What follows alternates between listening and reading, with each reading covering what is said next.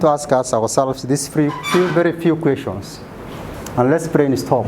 What is happening to children, both young children and adolescents in our community? What is happening? Do we know them? Do you know what's happening to children? Secondly, have we encountered any child protection issue in our day-to-day work? Of course, when we are talking of a child being out of school, it's a child protection concern. It's a child protection case. It's not normal. So we have to address it. It's a concern. It has to bother everybody. Then, have we been able to do anything for them? We were seeing these children out of school, in the streets, doing child labor, being subjected to exploitation. But what have we able to do? Before these partners came on board to say that we are supporting you.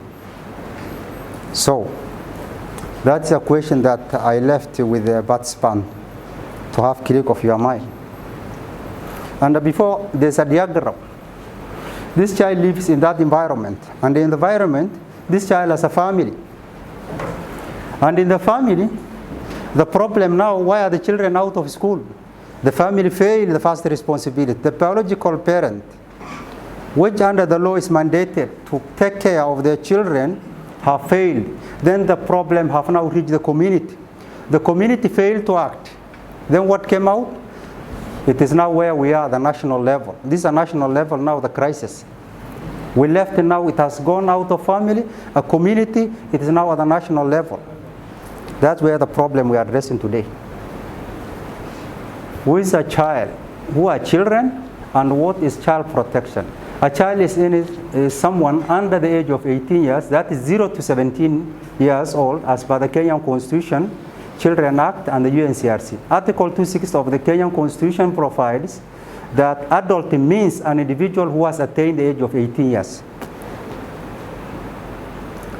This is where I have a problem, because girls in school were issued IDs while they are 15 years old. She has a document must be intended. If the child reaches 18, issue ID. But don't issue ID a child who is in class 6 and who has not attained that age. In Madaxa in Garissa, a girl who was admitted last year Form 1, we are supporting her, she is now in Saga Girls, was married. She has an ID. We took her to dental assessment. Her age read is 15. She is Form 1. Dental assessment, the medical doctors, the dentist, the government dentist declared that she is 15 years old. And here this government document called ID. So let's be careful. So it is any human being under the age of 18 years, Government of Kenya, Children's Act, Nairobi 2001. So that is the law what we are talking about. What is child protection? Child protection means protection of children from all forms of violence, abuse, and exploitation. These children who are outside, what are they doing? They are either doing collection of scrap, they are bushing wheelbarrows, they are doing household work, that is to be house girls, others are shoe shiners. All those things is exploitation. All those things are called exploitation. And any work that interferes, that learning of a child is a hazardous job, including a parent's work that the parent has assigned. If it is altering the learning of that child, it has become a hazardous job. Then let's see child right. We are always talking about child right. Child right is a claim which every human being is being entitled by virtue of being alive. If there is no life, then somebody cannot claim that. Now these rights has these four, they are categorized. And I have one big question from here. Where will education fall? It is right to survival, right to developmental right, there's protection right, there's participation right. Where will education fall in these rights? Among the four major categories of rights. Development. Right, very good, that is it. Education now is development. So if there is no education, there is no development, my friends. How do we safeguard the right of the welfare of the children? Because the children are out of school when they are supposed to be in school. realization of the right of the child, the government shall take steps to maximum of its available resources with a view of achieving the full realization of the right of the child. And that's what the government is. The government has taken all maximum steps to ensure that the right of the child is observed. One of them is we cannot be asked that a girl, Anaka Yumbani, she has no fees to attend to school. Fees is available, my friends. We have the women trust funds, the CDF, the women has funds, the CDF has funds, there's Elemu scholarship, there's Wings to Fly, the Equity, there's KCB, there's the presidential pastor, which is under the Department of Children's Services, which takes care of 40 children. But constantly in this country, there is no shortage of funds. The government has availed the resources, but it's we who failed. Right to education. Let's come to the right to education, our main objective of today. Under Article 7 of the Children Act, every child shall be entitled to education, the provision which shall be the responsibility of the government and the parent. So if a child is outside, it is the parent who failed and it's the government who failed. And the government we are talking about is we who is in this room and others. The civil service, state and non-state. That is now the government we are talking about. We may be pushing toward the government in not employing teachers. One of the responsibilities of the government is to ensure infrastructure and other things are there. But it has to be partnership, public and private partnership. The parents have to play their role and the government has to play its role. So it is a right in the under Article 7.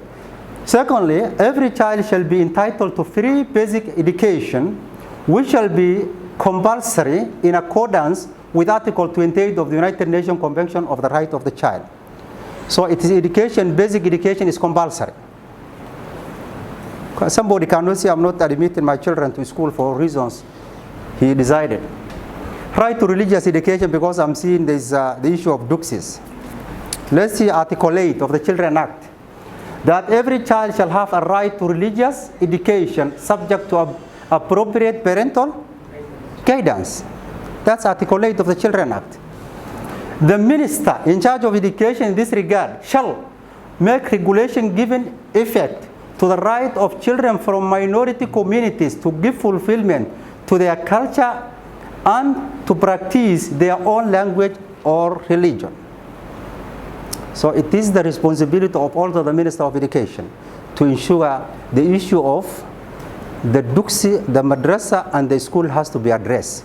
So represented by the representative of the Ministry of Education, you need to create a harmony to avoid conflict, because when we are referring the minister, there is here or somebody here. So there should be a harmony which will allow the children also to have their own language and religion.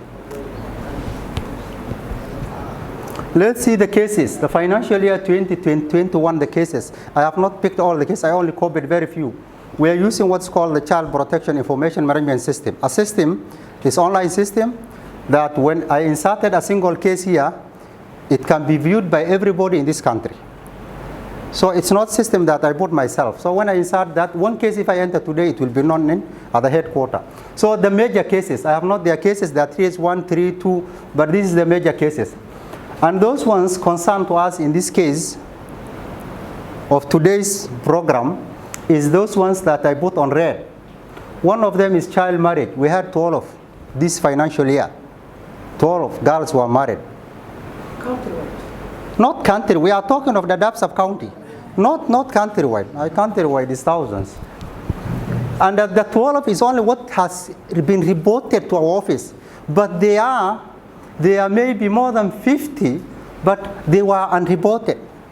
And sometimes the question I have is, and the challenge I face is, that I'm asked, this girl is out of school.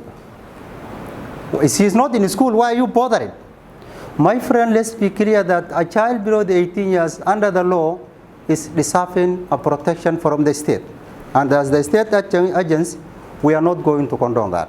That whether she is in school or not, as long as she is under 18, the law applies.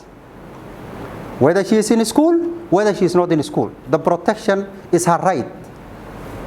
Protection from exploitation, child marriage, all those things. Then child pregnancy, there were 5.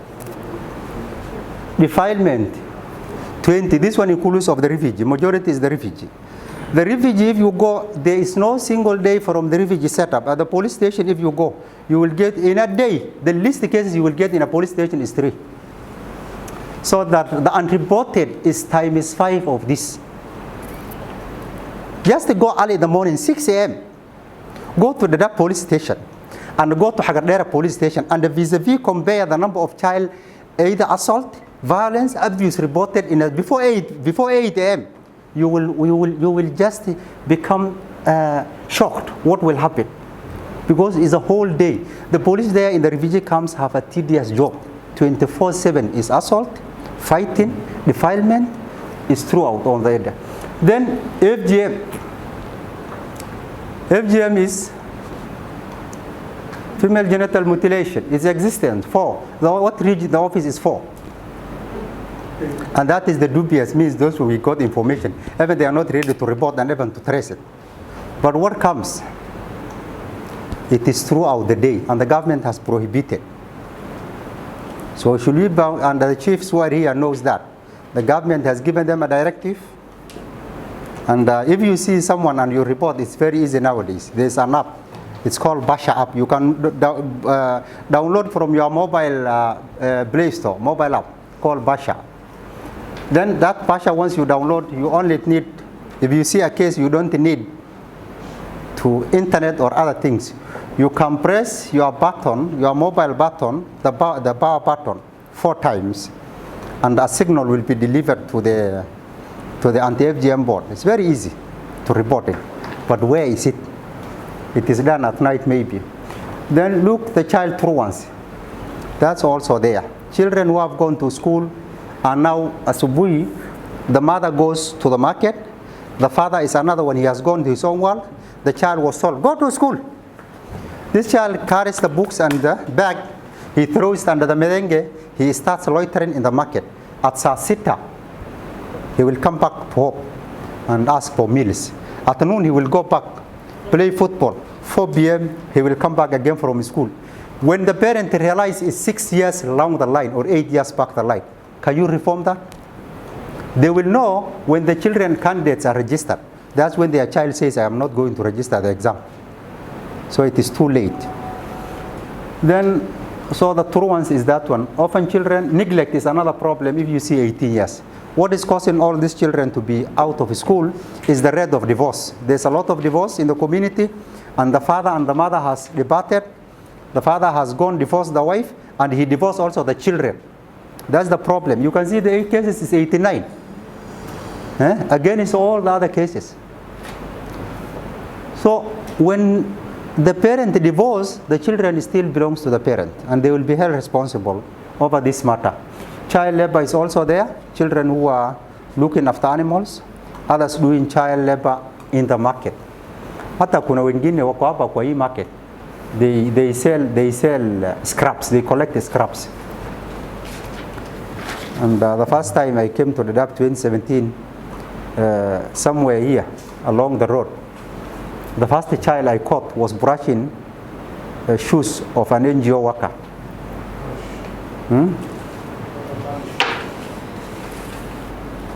So it was very painful. When I get hold of the child, he was asking me why I disturbing the child. That was the person who was to provide the protection. So we failed the work. So as long as there's child labor, there's child marriage, there's defilement, there's truancy, still the population of children out of school will increase.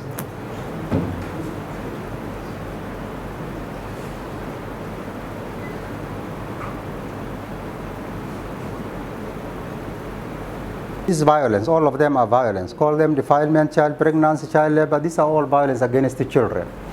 So it is the societal issue.